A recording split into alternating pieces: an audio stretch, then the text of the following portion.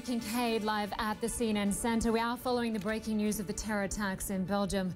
At least 30 people were killed and 230 wounded in the attacks on the Brussels airport and a metro station. Now, some of the images we're about to show you may be disturbing.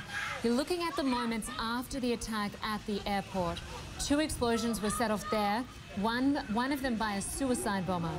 About an hour later, a 3rd explosion ripped through a metro station near European Union offices. Passengers were evacuated as smoke filled the tunnels. All public transportation has since been shut down. Flights in and out of the airport are cancelled, and the nation's terrorism alert is at its highest level. ISIS has claimed responsibility for the attacks, and Belgian media report that raids are underway now, targeting suspects linked to the attacks. Now, we want to show you this video exclusive to CNN of the chaos that erupted after the 2 airport explosions.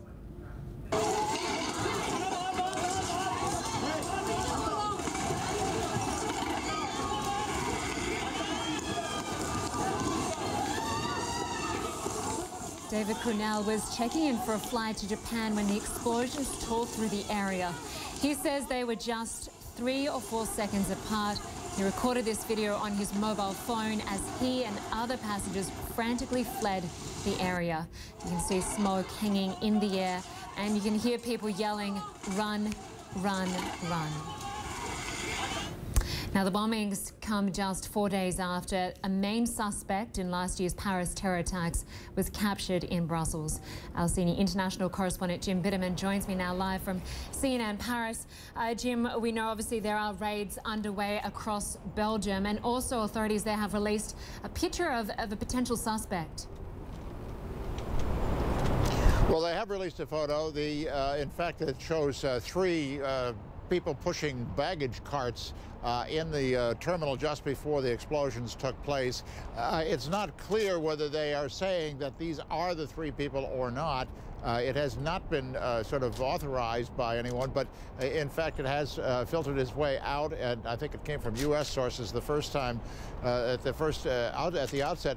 In any case, it seems pretty well established, I think, that this does have some kind of connection to the arrest of Salah Abdel Salam on Friday in a Brussels suburb, simply because the ISIS has claimed this attack, and Salah Abdel Salam was part of ISIS.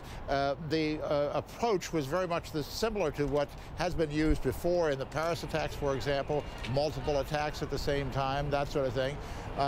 There also has been some connection made with the fingerprints and the kind of bomb-making material. So it's those kinds of things are the things that are leading authorities to believe that there is some kind of connection, and it seems logical that if the police were moving in on this cell that Abdel Salam was part of, that those members of the cell that were still out there and alive would want to perpetrate whatever attacks they were planning rather than get caught by the police without having a chance to act.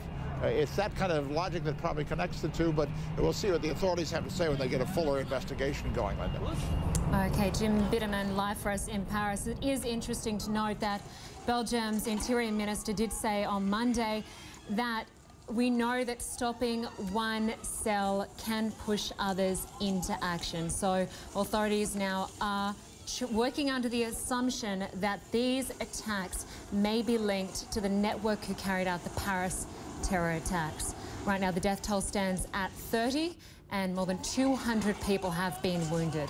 I'm Lynda Kinkade, and we will return you now to Wolf Blitzer with more coverage of the Brussels attacks and the raids that are currently underway as the manhunt continues.